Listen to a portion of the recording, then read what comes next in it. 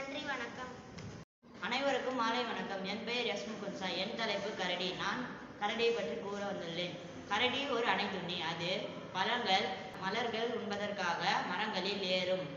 உதிர்ந்த மலர்கள், காய்கள், கனிகள், புற்றீசல் ஆகியவற்றையும் உண்ணும். கரையான் அதற்கு மிகவும் பிடித்த உணவாகும். நன்றி.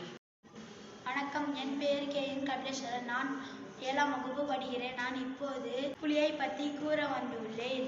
ஒரு புலி தனித்து வாழும். ஒரு குறிப்பிட்ட எல்லைக்குள் ஒரு புலி மட்டுமே வாழும். கருவுற்ற புலிகள் 90 நாட்களில் 2 அல்லது 3 குட்டிகள் ஈனும்.